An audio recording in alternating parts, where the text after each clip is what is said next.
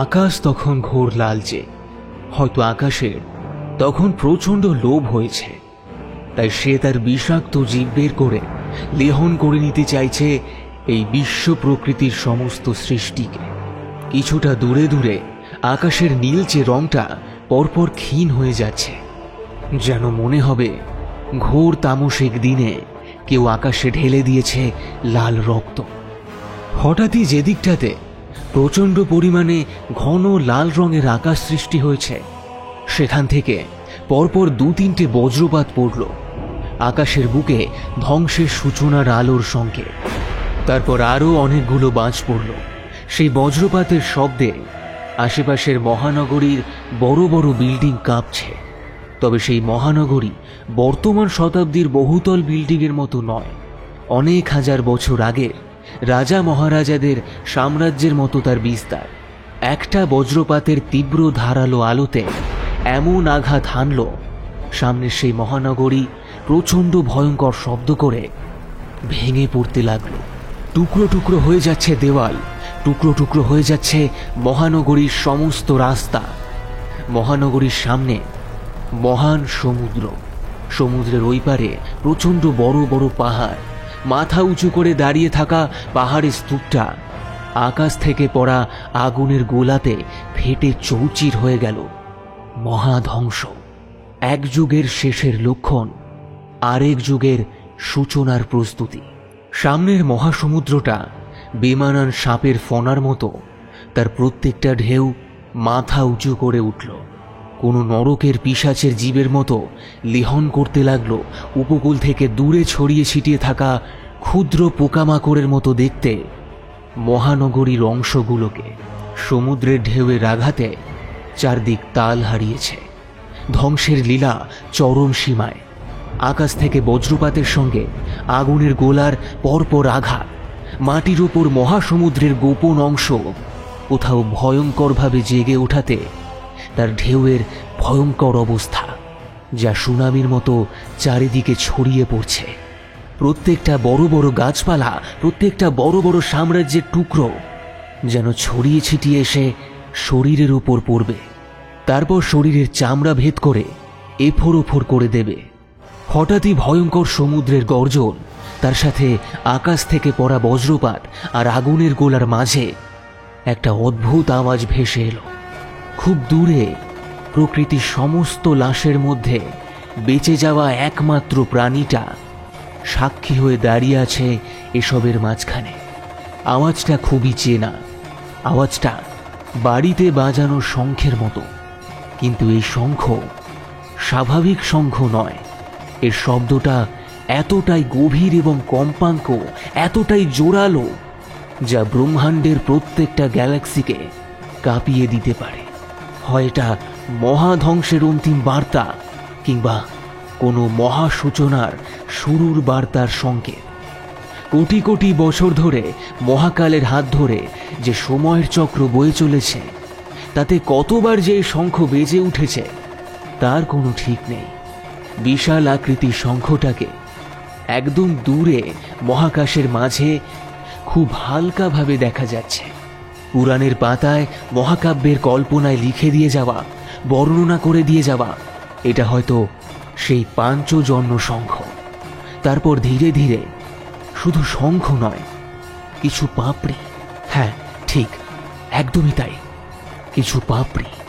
তারপর চৌচির হয়ে যাওয়া পাহাড়ের সীমানার দূরে মহাকাশের মাঝে স্পষ্ট হয়ে উঠছে একটা চেহারা। কি বিশাল, কি অতিকায় সেই চেহারা! এই চেহারার রূপ অচেনা নয়, সেই চেহারার জ্যোতি একেবারে অজানা নয়। এই চেহারার বর্ণনা কোথাও শুনেছি, কোথাও পড়েছি। সেই চেহারার 4টি হাত, সম্পূর্ণ শরীরে ক্যানভাসের মতো নীল রং ভরে গেছে। তার 2টো ঠোঁট সেই বিশাল আকৃতির পাঞ্চজন্য শঙ্খের ছিদ্রে সৃষ্টি করেছে মহাকালের শব্দ। তার শরীরের অবয়বের পেছনে 5টা বিশাল ফনা তোলা সাপ, আর এক হাতে সৃষ্টির নিয়ন্ত্রণকারী সেই চক্র। হে তো ঈশ্বরেরও ঈশ্বর, স্বয়ং বিষ্ণু, মহাকালের, মহাদেবের, মহাশক্তির উৎস স্বয়ং বিষ্ণু। ঠিক তার উল্টো দিকে মহাকাশে ফুটে উঠেছে আরও এক শারীরিক অবয়ব। বিশ্ব ব্রহ্মাণ্ডের পালনকর্তা ও ধ্বংসকর্তা। ফুটে উঠেছে তার 3টে চোখ।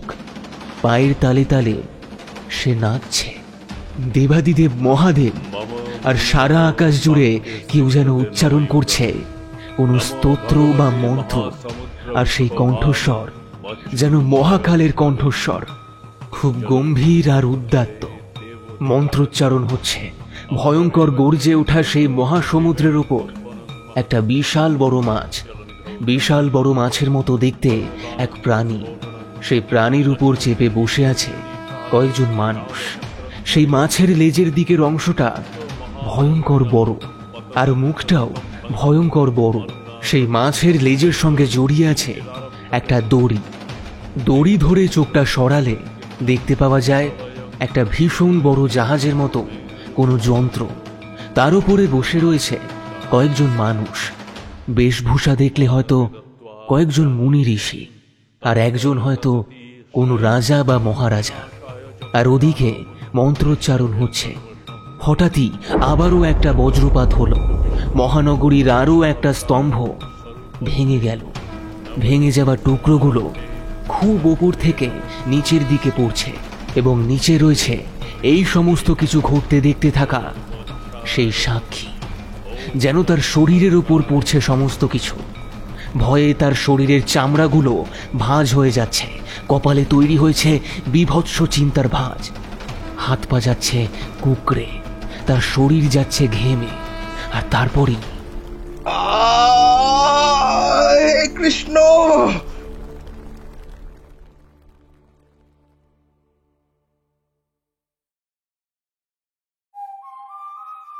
নমস্কার, আমি এবং গপ্প চ্যানেল থেকে সৌভিক। আজ আপনারা শুনবেন লেখক অনিমেষ গিরির কলমে মনু ইউগম। তবে গল্প শুরুর আগে একটি ছোট্ট অনুরোধ। আপনারা যদি চ্যানেলে নতুন হয়ে থাকেন অথবা এখনও চ্যানেলটিকে সাবস্ক্রাইব করেননি, তবে গল্পটি ভালো লেগে থাকলে অবশ্যই চ্যানেলটিকে সাবস্ক্রাইব করে পাশে থাকা বেল আইকনটিকে অল করে দিতে কিন্তু ভুলবেন না, যাতে আমাদের সমস্ত নতুন গল্পের আপডেটস আপনার কাছে সবার আগে পৌঁছে যায়। আর এখন সাবস্ক্রাইব, শেয়ার অথবা কমেন্ট করার পাশাপাশি আপনারা হাইপও করতে পারবেন। কমেন্ট সেকশনটি বাঁদিকে সোয়াইপ করলে আপনি হাইপ অপশনটি পেয়ে যাবেন। প্রতি সপ্তাহে সর্বোচ্চ 3 বার আপনি হাইপ করতে পারবেন। তাই গল্পটি ভালো লেগে থাকলে অবশ্যই হাইপ বাটনে ক্লিক করে গল্পটি আরও মানুষের কাছে পৌঁছে দিতে আমাদের সাহায্য করুন। আজকের গল্পের সূত্রধার এবং গল্প পাঠে আমি সৌভিক। গল্পের প্রধান চরিত্রে পার্থ এবং মৈনাক। তাহলে আর বেশি দেরি না করে শুরু করছি আজকের বিশেষ নিবেদন, লেখক অনিমেষ গিরির কলমে মনু ইউগম।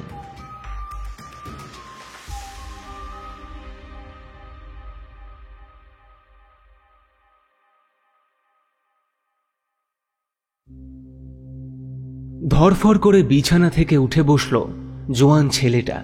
তারপর প্রথমে কপালে হাত দিয়ে ঘাম মুছল। কারেন্টের বিল বাঁচানোর জন্য এতক্ষণ যে টেবিল ফ্যানটা অফ করে রেখেছিল, সুইচ টিপে সেটা অন করল। তারপর সে অনুভব করল গোটা শরীরের চামড়াটা ঘামে চপচপে হয়ে গেছে। যে জামাটা পরেছিল সেটা একদম শরীরের সঙ্গে লেপ্টে গেছে। তারপর জামার সামনে বোতামটা খুলতে যাবে, হাতটা তার আটকে গেল। টেবিল ফ্যানের হাওয়াতে জামার আড়াল থেকে বেরিয়ে আসা বুকটাতে একটু শীতল ছোঁয়া লাগলো। হাতটা আটকে যাওয়ার কারণ ছেলেটা ভেবেছে জামার বোতামটা খুলে সারা শরীরে হাওয়া খাবে, কিন্তু বাস্তব তো এটাই। জামার কলার থেকে নিচের দিকের 2টো বোতাম এমনি ছিঁড়ে চলে গেছে। এগুলো তার মানি ব্যাগে টাকা না থাকার সিম্বল। সোজা কথায় বলতে গেলে অনেক দিনের পুরনো জামা বোতাম ছিঁড়ে যাওয়ার পরে সেটা নতুন করে লাগানো হয়নি আর। তাই নতুন করে জামার বোতাম খুলে টেবিল ফ্যানের হাওয়া খাওয়ার আর কোনো মানে হয় না, কারণ অলরেডি জামাটা বুকের কাছে খোলাই রয়েছে। চারিদিকে তাকিয়ে খেয়াল হলো সকাল হয়ে 7টা বেজে গেছে। ঢকঢক করে বোতলের জলটা খেয়ে নিজেকে একটু শান্ত করল সে। তারপর ঘড়ির দিকে তাকাতে যাবে, তার রুমের দরজা দিয়ে ভেসে এলো 70 বছরের বেশি কোনো এক বুড়ো লোকের কণ্ঠস্বর, খুবই ভারী আর জ্ঞান মেশানো একটা আওয়াজ। কে রে হিরণ, এবারেও টেটে রেজাল্ট করতে পারলি না? বয়স্ক লোকটার হাতে রয়েছে একটা প্লেট, তাতে দুটো চায়ের কাপ, আর প্লেটের উপর রাখা আছে দুটো পার্লেজি বিস্কিট। নিজের চেনা মানুষটাকে সামনে দেখতে পেয়ে এক্ষুনি দেখা স্বপ্নের ভয়টাকে লুকিয়ে নেওয়ার চেষ্টা করল হিরণ, কিন্তু শরীরের ঘাম, চামড়ার ভাঁজ আর চোখের মধ্যে কিঞ্চিত হলেও গভীর ভাবনার ডার্ক সার্কেল সবই আপনা আপনি ফুটিয়ে তোলে। একটা চায়ের কাপ হাতে তুলে নিয়ে পার্লেজি বিস্কিটে একটা কামড় বসিয়ে হিরণ বলল, কি করব বলো? সরকার আমার প্রতি কৃপণতা করছে, না আমি সরকারের প্রতি কালো টাকার পরিমাণে কৃপণতা করছি বুঝতে পারছি না। আর এখন সময় আর বয়স এতটাই এগিয়ে গেছে, বোঝার সময়টুকু আর পাচ্ছি না। সব জানে বয়স্ক লোকটা, সব জানে। অনাথ ছেলেটাকে সেই তো মানুষ করেছে, দিনরাত বইয়ের অক্ষরগুলোকে চিবিয়ে চিবিয়ে দৈনন্দিন জীবনের স্বাভাবিক খাবারের স্বাদ সে ভুলে গেছে বাস্তবে কিছু কোমল জিনিস থেকে আনন্দ নেওয়া যায়। কিন্তু এখন তার কাছে বাস্তবটা কঠিন, পাথরের মতো কঠিন, কারণ সেও একটা জেনারেল কাস্টে স্ট্রাগল করা অ্যাভারেজ স্টুডেন্ট। গ্র্যাজুয়েশনের পর 4টে দেওয়াল ছাড়া কেউ তার বন্ধু নেই। তাই বুড়ো ভাবল একটু পুরনো দিনের স্মৃতি নিয়ে আলোচনা করা যাক। তোর মাকে তো তুই কোনোদিনও দেখিসনি না? ঠিক, অনাথ, অরফ্যান। এর থেকে বড় কোনো উপহার ভগবান আমার জন্য তৈরি করতে পারেনি। ওকে দোষ দিয়ে আর কি হবে? তুই ওর অস্তিত্বকে বিশ্বাস করিস? না করে উপায় কি? তবে শক্তিতে বিশ্বাস করি। আমার বিশ্বাস এই যুগটা শিগগিরই ধ্বংস হবে, আবার নতুন যুগের সূচনা হবে। নতুন করে পাঞ্চজন্যের ধ্বনি শুনতে পাবো। বলছিস? বলে বুড়ো একটু থামল, তারপর ফ্যানের সুইচটা অফ করে বলল, মনে হয় আজকে আবার স্বপ্ন দেখেছিস। চাটা ঠান্ডা হয়ে যাবে, কিছুক্ষণ ফ্যানটা অফ থাক। চায়ের কাপে আরেকটু টান দিয়ে হিরণ জিজ্ঞেস করল, তোমার তো বয়স হলো, 70 পেরিয়ে গেছো, হয়তো 70,000 রকমের অভিজ্ঞতার শিকারও হয়েছ। তোমার কি মনে হয় তুমি কিসের অপেক্ষায় আছো? মৃত্যু নাকি পরিবর্তন? মৃত্যু বলে কিছু হয় না, ওটা আপেক্ষিক। একটা সময়সীমায় বাধা আছি বলে শেষ বেলাতে মনে হয় মৃত্যু ও তো শারীরিক অঙ্গ প্রত্যঙ্গ কলকবজাগুলো পরিবর্তনের সময় চলে আসে, বুঝলে? সার্জিক্যাল নয়, মহাপরিবর্তন। আমি অর্গানিক পরিবর্তনে বিশ্বাস করি। পরিবর্তনের পর নতুন দায়িত্ব, নতুন কর্তব্য, আর একটা পরিবর্তনের পর আরও একটি পরিবর্তন। আর এই পরিবর্তনের লোপের মেলবন্ধন ঘটায় মৃত্যু।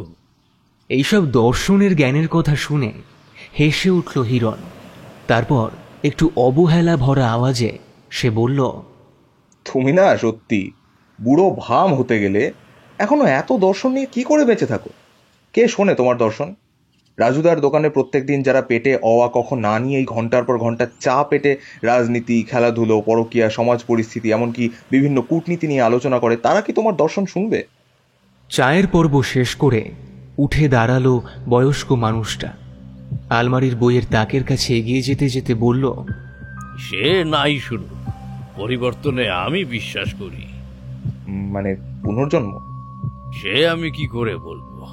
যা কিছু অভিজ্ঞতা নিজে করতে পারিনি তা আমি কি বলতে পারি? কখনো কি এমন হয়েছে তুই দাঁড়িয়ে রয়েছিস, তোর অর্ধেক শরীরের অংশে গভীর রাতের কৃষ্ণবর্ণ ঘিরে রয়েছে, বাকি অর্ধেক শরীরে গভীর দুপুরে সূর্যের কিরণ চুম্বন করছে? হয়েছে কি? তার মানে বলতে চাইছো যে মৃত্যু ও পুনর্জন্মে একই আত্মা হলেও তাদের মধ্যে মেলবন্ধন বিচ্ছিন্ন, তাই পূর্ব অভিজ্ঞতা আগামীর সঙ্গে মিশে যেতে পারে না। হ্যাঁ রে, অনেকটা তাই। পেছন ঘুরে কোনো একটা বইয়ের পাতা উল্টাচ্ছিল বয়স্ক মানুষটা। বিছানা থেকে উঠে এসে পেছন থেকে তাকে জড়িয়ে ধরে হিরণ বলল, ঠিক আছে দাদা ভাই, তুমি যে আমাকে অরফেন হাউসের চাইল্ড র্যাকেটিং ব্যবসার থেকে বাঁচিয়ে তোমার এই কলোনিতে একটা ছোট্ট জায়গা করে দিয়েছো, এটাই অনেক। এইখানেই তো থাকতে আমার বড্ড ভালো লাগে। শক্তির উপাসনা করতে করতে পরিবর্তনে যদিও আসক্ত আমি, কিন্তু তোমার কলোনির শাশ্বত ভাব সেটাও বড্ড ভালো লাগে। যাই হোক, একটু সমুদ্রের তীর থেকে ঘুরে আসি। যে এলাকায় তারা থাকে কাছেই ত্রিবেদনা বলে একটা সুন্দর সমুদ্র রয়েছে। গোটা সমুদ্র বলাটা মুশকিল, তার সুন্দর একটা অংশ। সমুদ্র রয়েছে মানেই পরিপাটি করে বালিতে সাজানো উপকূলও রয়েছে। সেই সমুদ্রের জলের ঢেউ, শান্ত বাতাস, নাকি সেই মহাধ্বংসের সমুদ্রের ফনা, কোনটা সেই যুবককে আকর্ষণ করে সেটা শুধু তার হৃৎপিণ্ডের কোনো কুঠুরিরই জানা। তখন বৃদ্ধ মানুষটা তাকে তীরের ফলার মতো প্রশ্নটা করল। কেন বলতো? গত কয়েক বছর ধরে শুধু সমুদ্রের তীর আর সমুদ্রের তীর।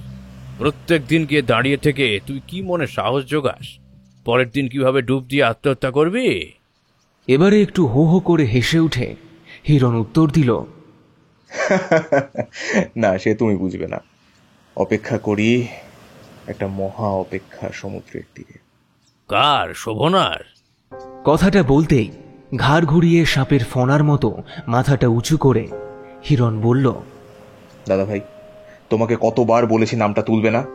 শ্বেত রক্তকণিকার পরিমাণ বাড়তে বাড়তে আমার এই দুটো হাতে, হ্যাঁ, আমারই নিজের দুটো চোখের সামনে নিজের দুহাতে যখন রক্ত বমি করেছিল তখন মনে হচ্ছিল ওর শরীরে ছেয়ে যাওয়া অগুন্তি শ্বেত রক্তকণিকাগুলোর থেকে বেশি ভালোবাসার চুম্বন করেছি ওকে আমি। তাতেও কি ওর ব্লাড ক্যান্সারটা থামানো যাবে না? নিজের কাঁপা কাঁপা দুটো হাতের দিকে তাকিয়ে একটা গভীর নিঃশ্বাস ছেড়ে হিরণ বলে উঠল, আসলে প্রেমের ন্যাকামি, প্রেমের তুলোর মতো ভাবনা বাস্তবের শক্ত কাঁটাকে সহ্য করতে পারে না।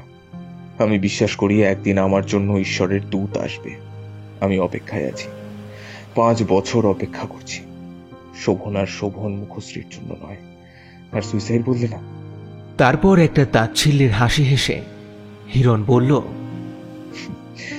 নিজেকে সমুদ্রে বিসর্জন দিয়ে ভগবানের দেওয়া এত সুন্দর সুন্দর যন্ত্রণাগুলো সহ্য না করে ডুবে আমি মরব না। আমি ভাসব, প্রচন্ড দূরে ভেসে চলে যাব। আমার সঙ্গে যাবে আরো 7 জন, যারা আমাকে পরামর্শ দেবে। পরিবর্তন হবে, পরিবর্তন। নিজের ভ্রুকে ধনুকের মতো বাঁকিয়ে বুড়ো জিজ্ঞেস করল, কিসের অপেক্ষা? কিসে বাসবি? কি যে বলিস? তুই ধীরাজগুপ্তকে একবার দেখে আসিস তো। উনি আবার কি? কেউ না, সাইকিয়াট্রিস্ট। তুমি দাদা ভাই শেষে আমার মেন্টাল হেলথের কোনো বাজে কন্ডিশন দেখতে পাচ্ছ? সত্যি হাসালে। বছর 30-এর যুবক নিজের দুটি ঠোঁট দিয়ে দুঃসাহস্য সব কথা বলে যায়। কি বলে যায় তা নিজেই জানে না। বলে নাকি সে অপেক্ষা করবে, 1 নয়, 2 নয়, দিন নয়, মাস নয়, বছরের পর বছর শুধু অপেক্ষা করবে। দেখা যাক কি হয়। প্রত্যেক দিন ত্রিবেদনা সমুদ্রের তীরে সে যে কিসের অপেক্ষা করে সে জানে।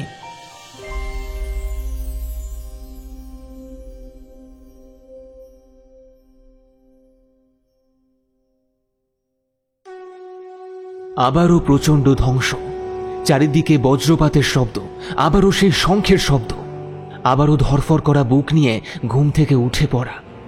যখন স্বপ্ন দেখে তখন মনে হয় 1000টা পেরেককে একটার পর একটা কেউ তার মাথার হাড়টা ফাটিয়ে ব্রেনের ঘিলুর মধ্যে ঢুকিয়ে দিচ্ছে। কিন্তু স্বপ্নের মধ্যে কোনো ঘৃণার জিনিস তো নেই। স্বপ্নের মধ্যে তো একদিকে মহাদেবের নাচ, অন্যদিকে বিষ্ণুর অপার্থিব চেহারা, এক যুগের ধ্বংসের মহাকাব্যিক সংস্করণ বারবার রিপিটেডভাবে স্বপ্নের মধ্যে দেখতে পায় সে।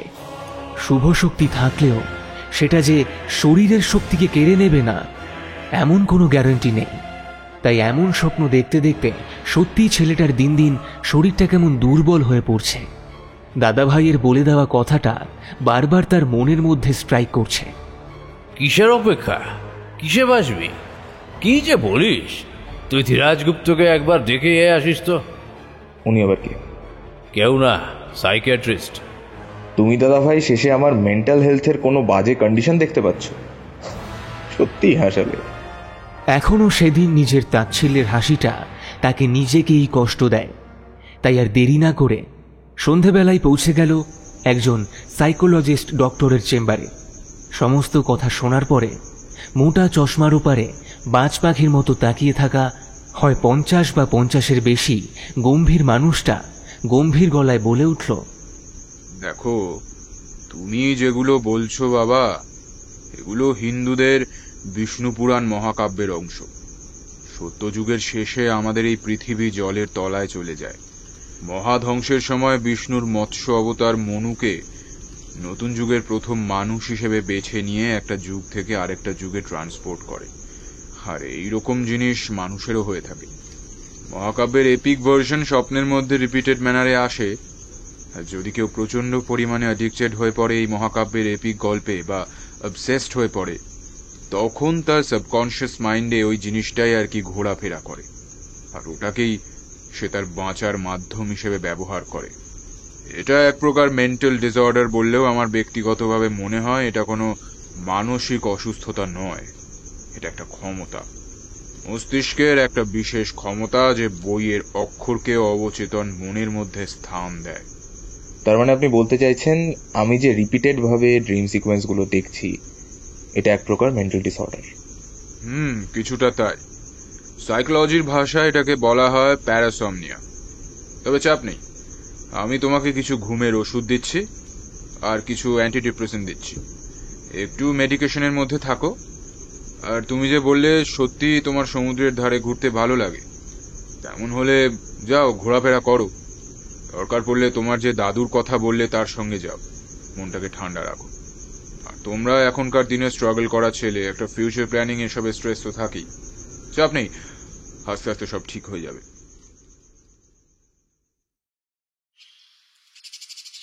পরের দিন দুপুরবেলা কাঠপোড়া রোদে বাড়ি ফিরে আসে যুবক। গায়ে থাকা জামাটা একটু ছিঁড়ে গেছে, পেছনের দিকে অনেকটাই ছিঁড়ে গেছে, ডান গালটা হালকা লাল, বোঝাই যাচ্ছে চর খেয়েছে। ইতিমধ্যেই ঘটনার সমস্ত বৃত্তান্ত বুড়ো মানুষটার কানে পৌঁছে গেছে। চেয়ারে বসে থাকা বুড়ো মানুষটা বুক ভরা গলায় বলল, শুনলাম তোকে নাকি আজ রাস্তায় মেরেছিল। কেন রে? দাদা ভাইয়ের কাছে কিসের লজ্জা বল? রমেনবাবুর কাছে অনেকটা ধার হয়ে গেছে। শোভনার ব্লাড ক্যান্সারের সময় প্লেটলেটের পাউচ কেনার জন্য কয়েক হাজার টাকা ধার নিয়েছিলাম, আর 3 বছর হয়ে গেছে ফেরত দিতে পারিনি। এটা আগে বলিসনি কেন আমাকে? তুমি আর কত করবে দাদা ভাই? নিজের রক্তের সম্পর্কহীন একটা যুবক, মানে বেকার যুবক, তার জন্য নিজের জমানো সঞ্চয়কে, নিজের পেনশনকে ক্ষয় করে দিতে তোমার ভালো লাগে? কখনো কখনো কিছু ক্ষত আর যন্ত্রণা সহ্য করলে পরমানন্দের অনুভূতি হয়, তবে সেটা আপেক্ষিক। আচ্ছা ঠিক আছে, আমি চললাম ত্রিবেদনার বিচে। তুই আবার সমুদ্রের ধারে যাবি? তুমি তো কোনোদিন যাওনি, আজকে চলো একবার। আর আমার এই দুঃখ কষ্টগুলো দুজনের সঙ্গেই তো শেয়ার করি, কিছুটা তোমাকে আর কিছুটা সমুদ্রের জলে ভাসিয়ে দিই। বুড়ো হেয়ালি করে বলে উঠল, তোর ত্রিবেদনা দেখতে গিয়ে আমার কোমরের হাড়ের জয়েন্টে যদি বেদনা চলে আসে, জানিস তো আর্থারাইটিসে ভুগি। চলো আজ আমরা অটো করে যাব। থাক না, অন্যদিন না হয় যাব। বুড়োর যাওয়ার ইচ্ছে নেই, ওদিকে নাতি তার একদম নাছোড় বান্দা। আরে চলো তো। কোল পাজা করে বৃদ্ধকে নিয়ে অটোতে উঠল যুবক। তারপর তারা পৌঁছল ত্রিবেদনা উপকূলের ধারে। রোদ ঝলমলে উপকূলের বালি যেন কোনো গানের লিরিক্স বলতে চায়। তার উপর পিঠটা ঠেকিয়ে শরীরটা এলিয়ে দিল দুজনে। দুই বন্ধু যাদের বয়সের পার্থক্য অনেকটা, কিন্তু ঘনিষ্ঠতা তাদের মধ্যে তার থেকেও আরো অনেক বেশি। সমুদ্রের ধারে বালিতে বসে কেমন অনুভূতি হয়? প্রশ্নটা করল যুবক। দূরে সমুদ্রের জলের শান্ত আওয়াজ শুনতে পাওয়া যাচ্ছে, কখনো সেই জল দুজোড়া পাকে ছুঁয়ে চলে যাচ্ছে। তোর দিমা বেঁচে থাকার সময় কত কি যে করেছি এখানে বসে। কি করেছ? নাভি চুম্বন, ওষ্ঠ চুম্বন, নাকি অন্য কিছু? হ্যাঁ তুই বেয়াদব। হ্যাঁ, সবসময় শারীরিক ভাবিস কেন? আমরা খিচুড়ি খেয়েছি, নারকেল গাছগুলোর কাছে ডাবওয়ালা দাঁড়িয়ে থাকতো, একটা ডাব কিনতাম, দুজনে শেয়ার করে খেতাম।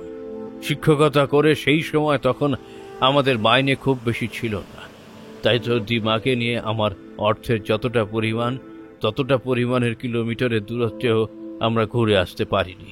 কিন্তু 2 পা বাড়ালেই যে শিশির বিন্দুর আমেজ পাওয়া যায় তা তো রবি বলে গেল।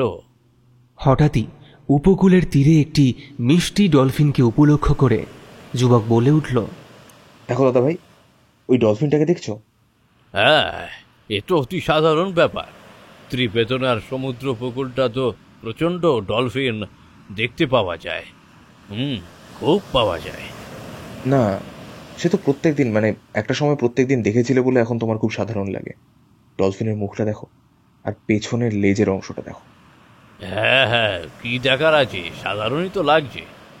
না না, একটু অপেক্ষা করো, আরো 2-3টে ডলফিন আসুক, তাদের সঙ্গে তুমি কম্পেয়ার করবে।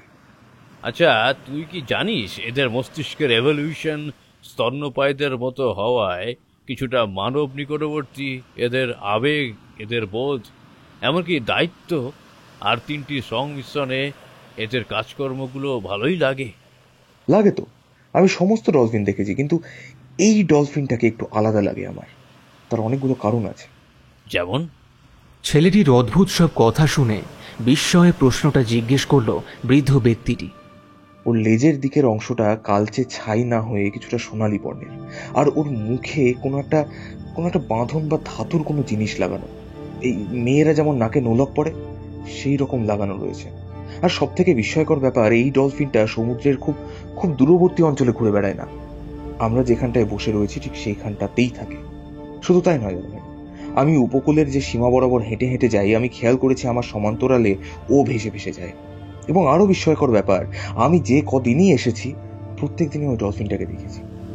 আরে হতে পারে তোর ওর প্রতি প্রচণ্ড মায়া চলে এসেছে, তাই হয়তো অনেকদিন এমনও হয়েছে যে ও থাকেও না, তুই তবুও মনে করিস ও রয়েছে। তুইও না সত্যি, এরকম হয় নাকি? একটা ডলফিন তোকে ফলো করছে। ডলফিন স্বাধীন চেতা স্তন্যপ্রায়ী প্রাণী, ছোট ছোট মাছকে আনন্দে ঘুরে বেড়ায়। আরেকটা দিকে আঙুল দেখিয়ে ছেলেটা বলল, আচ্ছা, ওই চ্যাং মাছগুলো দেখো। কেন, দেখার কি আছে? দেখার বিষয়টা হচ্ছে ওই মাছের শরীরের আকৃতি। ওর শরীরে যে পাখনাগুলো রয়েছে, পাখনাগুলোর প্রান্ত বরাবর এমন কার্ভেচার তৈরি হয়েছে, মানে এমন বক্র তৈরি হয়েছে, আর ওদের কর্দমাক্ত মাটির ওপর মুভমেন্টগুলো ভালো মতো অবজার্ভ করে দেখবে কেমন লাগে। কত সুন্দর মাটিতে নকশা তৈরি করে। মানুষ তার নিজের হাতের এতগুলো মাংসপেশি থাকা সত্ত্বেও এত সূক্ষ্ম নকশা তৈরি করতে পারবে না।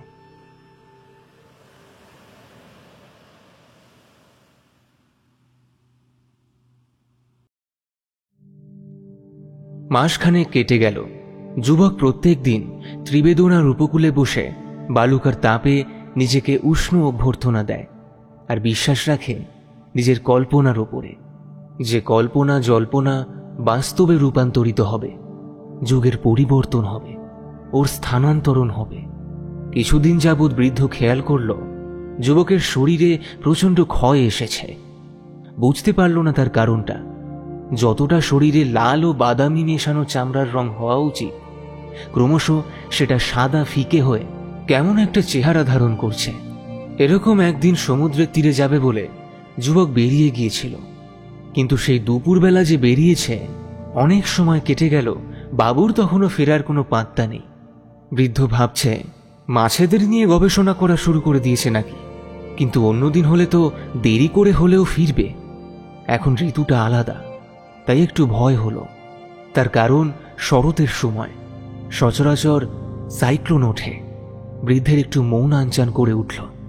কিছুক্ষণের মধ্যেই গোটা আকাশটা কেমন ঝাপসা কালো রঙের হয়ে গেল। প্রচণ্ড পরিমাণে বাতাস বইতে শুরু করলো। ঠিক যেটার ভয় করছিল সেটাই ঘটতে চলেছে, অর্থাৎ সাইক্লোন শুরু হবে।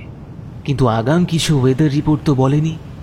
ঝড়ের মাত্রা এতটাই বেশি, সমুদ্রের জল উন্মত্ত হয়ে ফনা তুলে উঠল।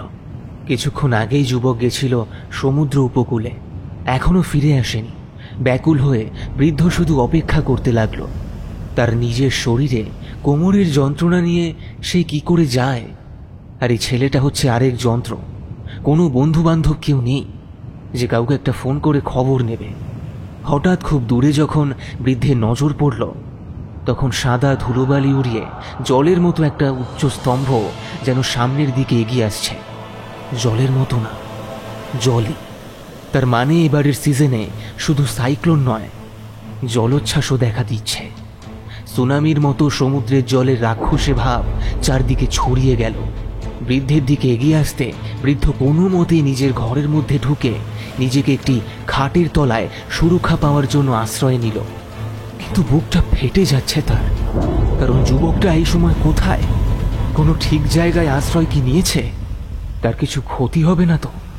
বারংবার বারণ করেছিল যুবককে, বারবার বলেছিল আজকে সমুদ্রের দিকে না যেতে, কারণ এখন শরতের সময়টা ভালো নয়। প্রত্যেক আশ্বিনের সময় ছোট করে সাইক্লোন হয়, আর কখনো কখনো তার মাত্রা ভয়ঙ্করভাবে বেড়ে যায়। প্রতি বছর না হলেও কয়েক বছর অন্তর অন্তর প্রচণ্ড পরিমাণে সুনামিও হয়। যদিও সুনামির জলের উচ্চতা খুব একটা বাড়ে না, তবুও তার বিভীষিকাময় প্রভাব বিত্তবান থেকে দরিদ্র প্রত্যেকের উপর পড়ে। আর দরিদ্রের শেষ হওয়ার সীমার বাকি থাকেই বাকি, তাই তারা একেবারেই শেষ হয়ে যায়। সেই দিনটা সম্পূর্ণ ঝড়ে কেটে গেল। পরের দিন সুনামির জল ধীরে ধীরে নিচে নামল। হয়তো সমুদ্রের জল আবার সমুদ্রে ফিরে গেল। এদিক ওদিক ফোন করে থানাতে পাড়ার পরিচিত একজনকে পাঠিয়ে যুবকের নামে একটা মিসিং কেসের ডায়েরি করল বৃদ্ধ। ধর্মমতে প্রকৃতি যখন রেগে যায়, স্বাভাবিক ভারসাম্য নষ্ট হয়, তখনই দুর্যোগ ঘটে থাকে। তাই ত্রিবেদনা সমুদ্র রেগে যাওয়ার কারণেই এমন ভয়ঙ্কর একটা সুনামি হয়েছে। শান্ত ত্রিবেদনাকে তার রেগে যাওয়া অবস্থা থেকে আবারও শান্ত করার জন্য কোনো এক সিদ্ধাচারী বয়স্ক পুরুষ মন্ত্রোচ্চারণ করছে। সমুদ্রের ধারে দাঁড়িয়ে বালিমাটির উপর তৈরি করেছে অল্প স্বল্প উপকরণ দিয়ে ছোটখাটো একটা পুজোর উপাচার। এই যে মন্ত্রোচ্চারণ হচ্ছে আর পুজোর উপাচার তৈরি করা হচ্ছে, এই সমস্ত ঘটনা ঘটছে উপকূলের বিপরীত প্রান্তে, অর্থাৎ যুবকটি উপকূলের যে প্রান্তে থাকে তার বিপরীত প্রান্তে, মানে ত্রিবেদনা সমুদ্রের ঠিক উল্টো দিকে। যে রুগ্ন মানুষটা মন্ত্রটা জপ করছে তিনি সমসাময়িক বিখ্যাত সাধক এবং ব্রাহ্মণ বংশীচরণ বারুজ্জে। তার দুটো হাত জড়ো করে উচ্চারণ করছে, ওম নমো ভগবতে মৎস্যদেবায় নমঃ। ওম নমো ভগবতে মৎস্যদেবায় নমঃ।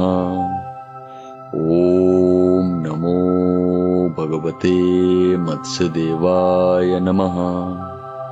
হয়তো বিষ্ণু পুরাণ অনুসারে বিষ্ণুর মৎস্য অবতার এই সমুদ্রেই থাকে।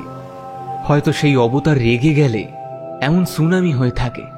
তাই হয়তো ধর্ম পালনকারীরা সেই রাগ থামানোর প্রক্রিয়ায় শাস্ত্র ঘেটে এই সমস্ত বিধি চালু করেছে। 3 বার এমনভাবে মন্ত্রটা উচ্চারণ করতে করতে হঠাৎই তার উচ্চারণের বেগ থেমে এলো। থেমে এলো কণ্ঠস্বরের আওয়াজের তীব্রতা, কারণ তিনি দেখতে পেলেন উপকূলের দিকে এগিয়ে আসছে একটা ডিঙি। সাধক মানুষটা মনে করল মাঝি হয়তো নোঙর ফেলতে ফেলতে এগিয়ে আসছে। তারপর ভালো মতো খেয়াল করতে দেখতে পেল এ তো তাদের পাড়ার জেলে হারু। সে তার ডিঙিটা নিয়ে এগিয়ে আসছে, কিন্তু তার মুখের অভিব্যক্তি একটু অন্যরকম। কেমন যেন ভ্যাবা চ্যাকা, কেমন যেন ভয়ে কাবু হয়ে আছে সে। কোনো মতে সমুদ্রের বালির পাড়ে ডিঙিটা ঠেকতেই সে লুঙ্গিটা ঠিক করতে করতে ধপাস করে নিচে পড়ে গেল। তারপর উন্মাদের মতো বংশীবাবুর দিকে ছুটে আসতে লাগলো। হারু কেমন যেন অদ্ভুতভাবে চিৎকার করতে করতে এদিকে ছুটে আসছে। কোনো মতে ডিঙিটাকে তুলে সমুদ্রের পাড়ে নোঙর ফেলে সে গলা ফাটিয়ে চিৎকার করছে, বংশীবাবু, বংশীবাবু, বংশীবাবু দাঁড়ান, বংশীবাবু দাঁড়ান, সর্বনাশ হয়ে গেছে, বংশীবাবু দাঁড়ান। সমুদ্রের তীরে ডিঙিটা ঠেকতেই বংশীচরণবাবু খেয়াল করলেন একটি মৃত ডলফিন পড়ে রয়েছে। ডিঙির উপর অন্যদিকে কাদায় মাখা জাল রাখা। সেসব তো ঠিক ছিল, কিন্তু অস্বাভাবিক যেটা, জেলেটি যে লুঙ্গি পরেছিল তাতে রক্তের চিহ্ন।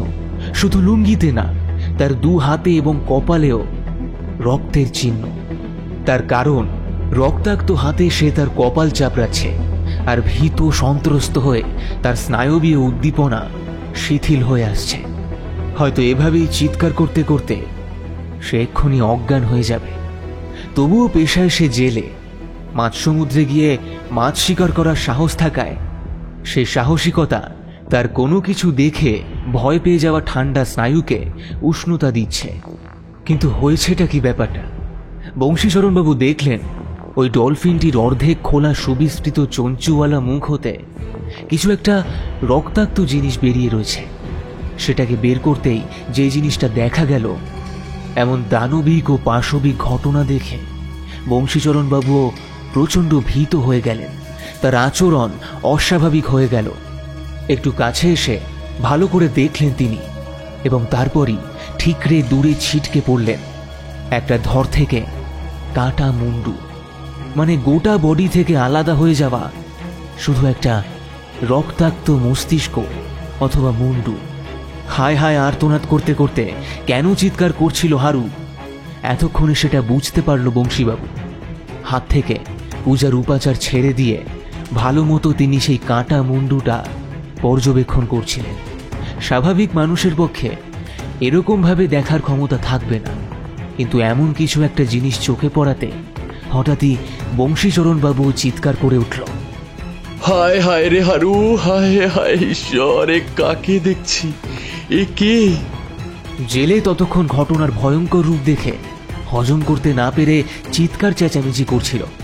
তার উপর তার সামনে দাঁড়িয়ে থাকা তাদের পাড়ার একজন সাহসী সাধক বা পুরোহিত মশাইকে কাঁদতে দেখে সে আরো বেশি অবাক হয়ে গেল এবং জিজ্ঞেস করল, আপনি এমন চিৎকার করছেন কেন? এ কি আপনার পরিচিত কেউ? ও আমার আজ থেকে 27 বছর আগে হারিয়ে যাওয়া সন্তান, যে সন্তানকে এত কাল খুঁজে বেরিয়েছি। একটা সময়ের পরে হাল ছেড়ে দিয়েছিলাম আমি আর ওর মা। বেঁচে থাকতে সুস্থ কোনো বাবা যে তার ছেলেকে বহু বছর আগে কোনো কারণে হারিয়ে ফেলেছিল, সেই ছেলেকে মৃত, তাও আবার শুধু তার কাটা মুন্ডু দেখে এমন ভাবে খুঁজে পাবে, সে আশা পারতপক্ষে কোনো বাবাই করতে পারে না। ওর মায়ের প্রসবের পর সেই দিনও আশ্বিনের সাইক্লোন হয়েছিল। তারপর আমার গোটা দালান বাড়িটা ভেসে গেল জলে। রান্নাঘরের ভেঙে যাওয়া দেওয়ালে চাপা পড়ে মরে গেল আমার বউ। হতভাগ্য বউয়ের একমাত্র ছেলেটা কোথায় যে জলে তলিয়ে গেছিল সেদিন, তারপর বাকিটা আমার জানা নেই। কিন্তু প্রশ্ন হচ্ছে, 27 বছর পূর্বে যে ছেলেকে হারিয়েছে বংশীবাবু, 27 বছর পর তার মুখের প্রচণ্ড পরিমাণে পরিবর্তন হয়েছে। শিশু থেকে সে এখন প্রাপ্তবয়স্ক যুবকে পরিণত হয়েছে। তাহলে সেই কাটা মুন্ডু দেখে কিভাবে চিনে ফেলল যে এটা তারই ছেলে? বংশীচরণবাবু আর কিছু বলতে পারলেন না। তার দৃষ্টি আকর্ষণ করেছিল ওই ছিন্ন মুন্ডুটির গলা দেশে, যেখানে মধ্যনালী বরাবর পদচিহ্ন এবং তার তলায় 3টে তিল দেখা যাচ্ছিল। যে প্রাণী আক্রমণ করে থাকুক না কেন, সমুদ্রের জলে রক্তগুলো ধুয়ে যাওয়াতে পরিষ্কারভাবে জিনিসগুলো বোঝা যাচ্ছিল। তার সঙ্গে 2টো কানে কুষা তৃণের দুল ও গলায় একটি কুষা তৃণের মালা, যেটি রক্তের সঙ্গে প্রায় মিশে গেছে ও কণ্ঠনালীর মাংসের সঙ্গে আটকে রয়েছে। এই খবরটা চারিদিকে বিষের মতো ছড়িয়ে পড়ল। সমুদ্রের অন্যদিকে, যেখানে সেই বৃদ্ধ আর যুবক থাকত, সেই শ্যামপুকুর এলাকার থানায় খবরটা পৌঁছে গেল। বংশীবাবু যেদিকে থাকেন সেটা হচ্ছে চিতপুর গ্রাম।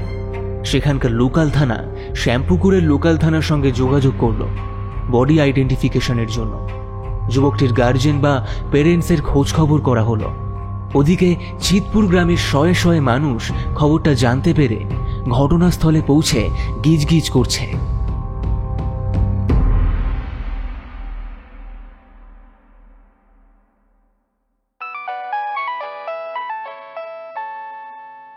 হঠাৎই বৃদ্ধের ফোনটা বেজে উঠল।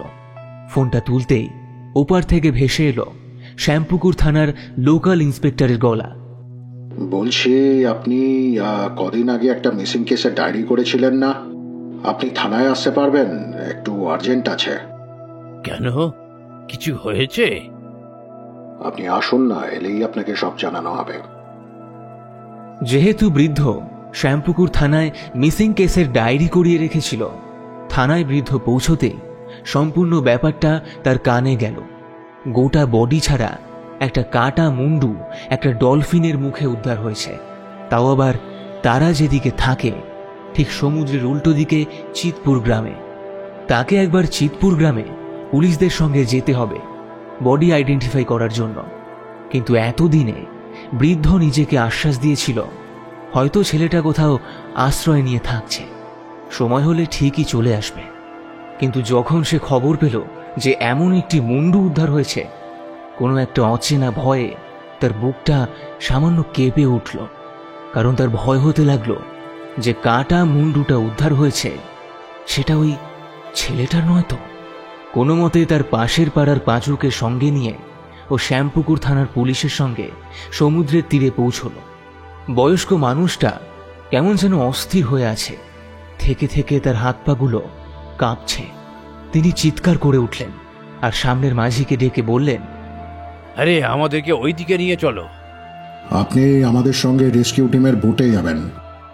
যাই হোক, তারপর যখন বৃদ্ধ সেখানে পৌঁছল তখন সমুদ্রের তীরের কাছে এগিয়ে গিয়ে প্রথমটা তিনি ঠায় দাঁড়িয়ে থাকলেন। কেন জানি না ভয়ে তার শরীরটা কাঁপছে। অনেকজন লোকের ভিড় কিছু একটাকে কেন্দ্র করে, কিন্তু কোন জিনিসটাকে ঘিরে? কোনো বিস্ময়কর উপমাকে ঘিরে জনমানবের কুণ্ডলী?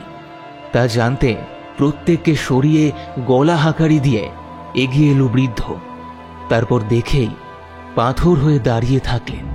তার এই অগুন্তি ভাঁজ পড়ে যাওয়া চামড়া ও অক্ষিকোটরে অস্থায়ী দুটো চোখ থেকে ছলছল হয়ে জল গড়িয়ে পড়ল। বুড়োর বুকটা চৌচির হয়ে ভেঙে গেল। হাহাকার করতে করতে নীরব যন্ত্রণায় উপকূলের মাটিতে পড়ে গেল সে। উপকূলের ওপরে একটি জেলেদের ডিঙি, তার উপরে একটি ডলফিন, এবং ডলফিনের মুখটি হালকা রক্তাক্ত, আর সামনে পড়ে রয়েছে একটি মস্তিষ্ক, ধর থেকে আলাদা হয়ে গেছে। আর সেই মস্তিষ্কটি আর কারো নয়, বৃদ্ধের পরিচিত সেই যুবকের। দাঁতের আঁচড়ে অমসৃণ মুখমণ্ডলটি বৃদ্ধের কুঁচকে যাওয়া অমসৃণ চামড়ার শরীরে শিহরণ জাগিয়ে দিল। বৃদ্ধ চরম বিস্মিত হল, প্রচণ্ড অবাক হলো এবং নীরব হয়ে দুটি মুখ তার বোবা হয়ে গেল। ল্যারিংসের পর্দা যেন তার কার্যক্ষমতা হারিয়ে ফেলেছে। বৃদ্ধের দৃষ্টি আকর্ষণ করল ডলফিনটির লেজ, স্বর্ণালী বর্ণের, আর মুখমণ্ডলের সামনে চঞ্চু আকৃতি ঠোঁটে জড়ানো রয়েছে সেই ধাতব আংটা নোলকের মতো। যদিও বিষ্ণুর মৎস্য অবতারের ক্ষেত্রেও এমন একটি নোলক ছিল, কিন্তু তার থেকেও ভয়ঙ্কর ব্যাপার, সেদিন সমুদ্রের তীরে যে ডলফিনটার দিকে আঙুল দিয়ে নির্দেশ করে হিরণ যে কথাগুলো বলেছিল, ওর লেজের দিকের অংশটা কালচে ছাই না হয়ে কিছুটা সোনালি বর্ণের, আর ওর মুখে কোনো একটা বাঁধন বা ধাতুর কোনো জিনিস লাগানো। এই মেয়েরা যেমন নাকে নোলক পড়ে সেই রকম লাগানো রয়েছে। আর সব থেকে বিস্ময়কর ব্যাপার, এই ডলফিনটা সমুদ্রের খুব খুব দূরবর্তী অঞ্চলে ঘুরে বেড়ায় না, আমরা যেখানটায় বসে রয়েছি ঠিক সেইখানটাতেই থাকে। শুধু তাই নয়, আমি উপকূলের যে সীমা বরাবর হেঁটে হেঁটে যাই, আমি খেয়াল করেছি আমার সমান্তরালে ও ভেসে ভেসে যায়। এবং আরও বিস্ময়কর ব্যাপার, আমি যে কদিনই এসেছি প্রত্যেক দিনই ওই ডলফিনটাকে দেখেছি। কিন্তু এটা দানবের অবতার না মৎস্য অবতার? বৃদ্ধ ভাবতে লাগলো। তার থেকে বড় কথা, এটা তো ডলফিন। ডলফিন কবে থেকে মানুষকে খেতে শুরু করলো? সত্যযুগ আর হিরণের কল্পনায় কলিযুগের মধ্যে এত পার্থক্য কবে থেকে সৃষ্টি হলো? কিন্তু বৃদ্ধ এতক্ষণ যেটা খেয়াল করেনি সেটা হলো তার পাশে আরও একজন বৃদ্ধের বুক ফাটা চিৎকার। ডিঙির উল্টো দিকে বসে লুঙ্গি পরে থাকা জেলের থাইতে বারবার হাত দিয়ে আঘাত করছে এক পৈতা পরে থাকা প্রৌঢ় ব্রাহ্মণ। বংশীচরণ বারুদ যে নাম শুনে বৃদ্ধ বুঝতে পারল চিতপুরের সব থেকে বড় সাধক ও ব্রাহ্মণ তিনি। বংশীচরণের সাথে কখনো চাক্ষুষ দর্শন হয়নি, আর এইভাবে যে চাক্ষুষ দর্শন হবে তা তিনি কখনোই ভাবতে পারেননি। বৃদ্ধের তখন সেদিনকার সেই কথাগুলো মনে পড়তে লাগলো। বুকের মধ্যে তীরের মতো আঘাত করলো সেগুলো। কানের পর্দায় বারবার বেজে উঠল, তুই এই কারণে প্রত্যেকদিন সমুদ্রের উপকূলে আসিস?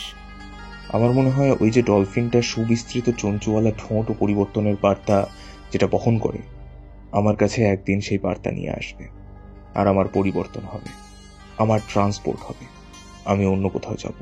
তাই আমি ওর নাম দিয়েছি বিষ্ণু। মিছিমিছি সমস্ত কল্পনায় ভাসিস কেন? কল্পনার প্রহসনে নিজেকে বাঁচিয়ে রাখতে ভালো লাগে?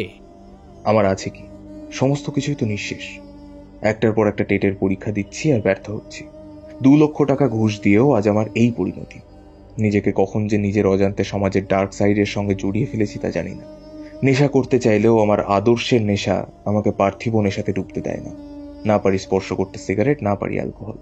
যখন শোভনার শরীরে অসংখ্য শ্বেত রক্তকণিকার পরিমাণ বেড়ে গেল, আমার 2 হাতে রক্ত বমি করছিল। এই 2 হাতে পড়েছিল রক্ত বমি। তখন মনে হচ্ছিল আমার ওকে দেওয়া শত চুম্বনেও কি ও সারবে না। ন্যাকামি প্রেমে কি আর রক্ত বমি বন্ধ হয়? তুলোর মতো নরম প্রেম বিষের মতো তীব্র আঘাতকে শোষণ করতে পারে না। যবে থেকে তোকে বিষ্ণু মাহাত্ম্য বইটা এনে দিয়েছি, তবে থেকে তোর পরিবর্তন হয়ে গেছে। হ্যাঁ, আমি ঠিক তবে থেকেই নিজেকে পরিবর্তন করে দিয়েছি। বিশ্বাস করতে শুরু করেছি এই যুগের শেষে কোনো মহাপ্রলয় আসবে, আর হয়তো এই ডলফিন বা অন্য কোনো মাছ তার লেজের সাথে আমার নৌকার কানেকশন তৈরি করে নিয়ে চলে যাবে বহু সুদূরে, শোভনার মতো আর আমার মতো আদর্শের একটি দুনিয়ায়। মানব জাতির যন্ত্রণার জন্য না হোক, আমার যন্ত্রণা ভেদ করতে ত্রিবেদনার তীরে আমার বেদনা মুক্তকামী আসবে একদিন। আসবে, আমি বিশ্বাস করি। কিন্তু মৎস্য অবতার, সেটা তো মাছ, স্তন্যপায়ী নয়। তাছাড়া তুই এত স্বার্থপর হলি কি করে? যদি ঈশ্বরকে আসতেই হয়, তাহলে সকল মানব যন্ত্রণা মোচনের জন্যই আসবেন। সে আমি জানি না, কিন্তু বর্তমানের বিষে আমি এত বিষক্ষয় হয়ে গেছি যে স্বার্থপর হতে আমার আর খারাপ লাগে না। তা হ্যাঁ রে, তুই কি করে বুঝলি এটা পুরুষ না স্ত্রী? বিষ্ণু নামকরণ না হয় বুঝলাম, কিন্তু ডলফিনের জেন্ডার বুঝলি কিভাবে? তুমি হয়তো খেয়াল করে থাকবে যে এমনিতে পুরুষ ডলফিন একটু অ্যাগ্রেসিভ আর ডমিনেন্ট।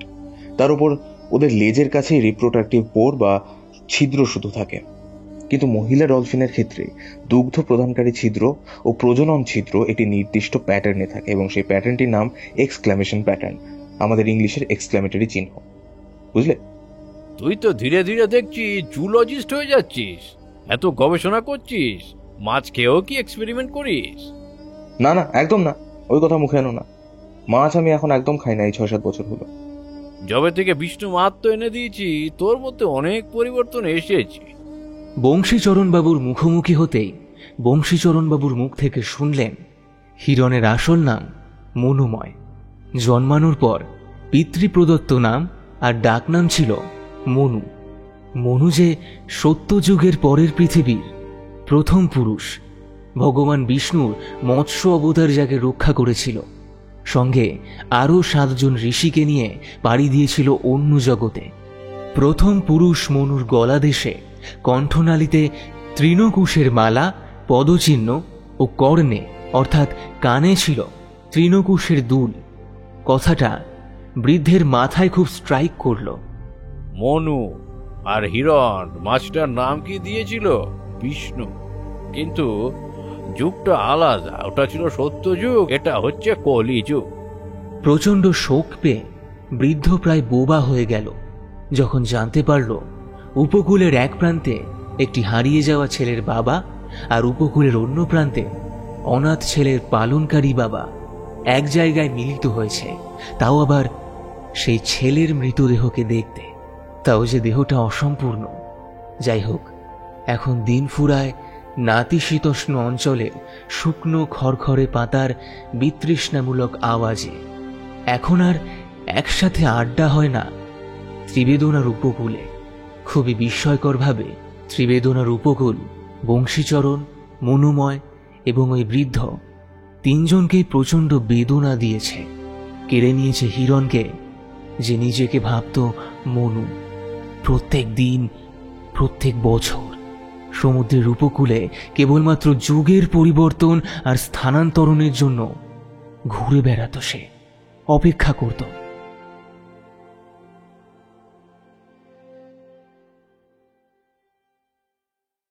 মাস 2 পর একদিন বৃদ্ধ সাময়িক নিউজ চ্যানেলে জনসমাচারের টিভিতে রিপোর্টিং দেখছিল, যেখানে একজন রিপোর্টার বলছে,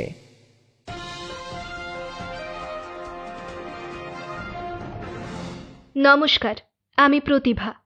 জনসমাচার থেকে এখন আপনারা শুনছেন আজকের খবর। অক্টোবরের 22 তারিখ দুর্ভাগ্যবশত অদৃষ্টের আঘাতে ত্রিবেদনার উপকূলে যে সুনামি আছড়ে পড়েছিল তাতে স্থানীয় এলাকার শ্যামপুকুরের বাসিন্দা হিরণ সহ 7 জনের মৃত্যু হয়েছে। মৃতদেহ শনাক্তকরণ করা হয়েছে বাসুকীনাথ দয়াময় মেডিকেল কলেজে ফরেনসিক বিভাগে। আবারও বৃদ্ধের মাথায় স্ট্রাইক করল মনুর সঙ্গে 7 জন সত্যযুগ থেকে অন্য যুগে স্থানান্তরিত হয়েছিল। আর খবরের রিপোর্ট অনুযায়ী হিরণের সঙ্গে ঠিক 7 জন লোকেরই মৃত্যু হয়েছে। তিনি আরও আশ্চর্য হলেন যখন পরের চ্যানেলে আরও একটা খবর শুনলেন। শহরের বিশিষ্ট সাইকিয়াট্রিস্ট ধীরাজ গুপ্তা মহাশয় কাল রাতেই পুলিশের হাতে ধরা পড়েছেন। তার বাড়ি থেকে উদ্ধার হয়েছে 10টিরও বেশি পরিণত ডলফিন এবং 3টি শিশু ডলফিন। বিগত কয়েকদিন থেকেই বেশ কিছু ডলফিনের লাশ উদ্ধার হয়েছে সমুদ্রের অন্যান্য জায়গায়। মৎস্য বিশারদরা সন্দেহ করার পরই এ বিষয়ে ইনভেস্টিগেশন প্যানেল বসেছিল। জানা গেছে জনমানবের আড়ালে বিজ্ঞানী ধীরাজ মহাশয় এক ভয়ঙ্কর এক্সপেরিমেন্ট করছিলেন। তিনি পিরানা মাছের জিনকে রিকম্বিনেট ডিএনএ টেকনোলজির মাধ্যমে ডলফিনের শরীরের মধ্যে ইমপ্ল্যান্ট করেছিলেন এবং তার প্রতিক্রিয়া স্বরূপ যা হয়েছিল তা অত্যাধিক ভয়ঙ্কর। ডলফিনের মস্তিষ্কের এমন একটি পরিবর্তন হয়েছিল যে তারা তাদের মালিকের চিনিয়ে দেওয়া নির্দিষ্ট প্যাটার্নের আণবিক বৈশিষ্ট্যযুক্ত রক্তের প্রতি আসক্ত হয়। তার মধ্যে উনি যেটা করেছিলেন, ওনার কাছে যে সমস্ত রোগী আসত, কিছু জনের শরীরের ব্লাড স্যাম্পেল ওই ডলফিনের রক্তের বিকল্প অণু অথবা পুষ্টি উপাদান হিসেবে প্রতিনিয়ত তার ওই ল্যাবের গিনিপিগ ডলফিনদের দিয়ে থাকতেন এবং এরকম ভাবেই ও একটা নিউরো অ্যান্টিজেন কম্পাউন্ড তৈরি করে শিরার মাধ্যমে মানুষের শরীরে চালনা করেন। এবং সব থেকে ভয়ঙ্কর ব্যাপার, ওই সমস্ত ডলফিনগুলোর মধ্যে একটি ডলফিনকে তিনি ত্রিবেদনা উপকূলেও ছেড়ে রেখেছিলেন। নিউরো অ্যাডিক্টোসিন লিকুইডের মাধ্যমে সমুদ্রের নির্দিষ্ট অঞ্চলে ওই ডলফিনের চালচলন পরীক্ষা নিরীক্ষা করতেন তিনি। শুধু তাই নয়, একজন জীবন্ত ব্যক্তি বিগত 5 বছর ধরে ওই শুশুকের প্রতি আসক্ত হয়। এই আসক্তি অনেকটা ব্যতিক্রম ধর্মী।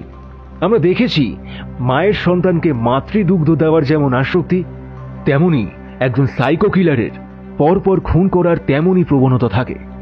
নার্কো ডোপাটিন, যেটি ধীরাজবাবুর নিজস্ব আবিষ্কৃত, সেটি রিকম্বিনেট ডিএনএ টেকনোলজির মাধ্যমে ডলফিনের শরীরে যে রক্তের প্রস্তুতিকরণ হয়েছিল তার বিকল্প অণু নিউরো অ্যান্টিজেন দিয়ে তৈরি। নার্কো ডোপাটিন কোনো মানুষের শরীরে চালনা করলে সেই মানুষটি এক প্রকার নেশায় আসক্ত হয়। নেশাটি হলো নিজের আঙুলের সম্মুখভাগ থেকে বা নিজের পায়ের আঙুলের সম্মুখভাগ থেকে ডলফিনকে রক্ত শোষণ করে নিতে দেয় এবং এই রক্ত শোষণের মাত্রা যত বাড়বে ও ডলফিনের ঠোঁট বা লিপস যত জোরে চেপে ধরবে, শরীরের চামড়ার উপরিভাগে মানুষটি তত বেশি আসক্ত হয়ে পড়বে। এর থেকেও ভয়ঙ্কর ব্যাপার, ধীরাজবাবু নিজে ক্যামেরাবন্দি করেছিলেন কিছু এক্সপেরিমেন্টাল ছবি। তাতে একটি যুবককে দেখা গেছে তিনি ডলফিনকে জড়িয়ে ধরে তার হাতের পাম ডলফিনের মুখের মধ্যে ঢুকিয়ে রয়েছে। টিভির পর্দায় দেখানো সেই ছবি দেখে বৃদ্ধের চোখ একদম ছানা বড়া হয়ে গেল। ছবিতে আর কেউ নয়, মনোময় নিজে। এবং তখন তার খেয়াল হলো হিরণের শরীরে বাদামি লোহিত বর্ণের চামড়ার কালার ধীরে ধীরে ডিটোরিয়েট করছিল, কেমন যেন ফিকে হয়ে যাচ্ছিল। বাইরে থেকে দেখলে মনে হতো এটা এক প্রকার অ্যানিমিয়া। তারপর একদিন চোখে পড়ল হিরণের টেবিলের উপর একটি প্রেসক্রিপশন।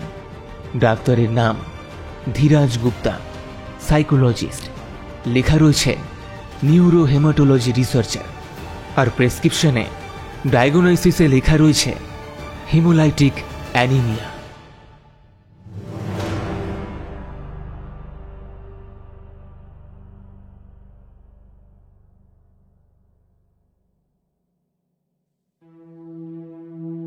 শেষ হলো লেখক অনিমেষ গিরির কলমে মনু ইউগম।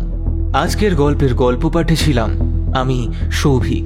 গল্পে বৃদ্ধর চরিত্রে পার্থ, হিরণের চরিত্রে মৈনাক, বংশীর চরিত্রে চন্দ্র, হারুর চরিত্রে প্রিয়ম, ডাক্তারের চরিত্রে সৌমদীপ, ইন্সপেক্টরের চরিত্রে নীল, প্রতিভার চরিত্রে অদ্রিজা। গল্পের শব্দ সংযোজনে সৃজা, আবহ সৃষ্টিতে আমি সৌভিক, গল্পের নাট্যরূপ প্রদানে সহেলি। এই সুন্দর পোস্টারটি ডিজাইন করেছে টিম পিক্সেলের থেকে সৌরভ।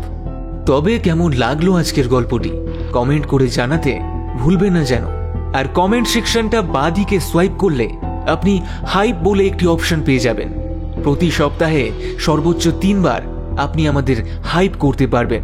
তাই দেরি না করে গল্পটি ভালো লেগে থাকলে হাইপ করে গল্পটি আরও মানুষের কাছে পৌঁছে দিতে আমাদের সাহায্য করুন। আর গল্পটি আপনার বন্ধু এবং পরিবারের সঙ্গে শেয়ার করতে কিন্তু ভুলবেন না। তবে আজ চলি, ফিরে আসব আরও একটি নতুন এবং রোমাঞ্চকর গল্প নিয়ে। ততক্ষণ ভালো থাকুন, সুস্থ থাকুন আর শুনতে থাকুন রহস্য, রোমাঞ্চ, থ্রিলার এবং গপ্প।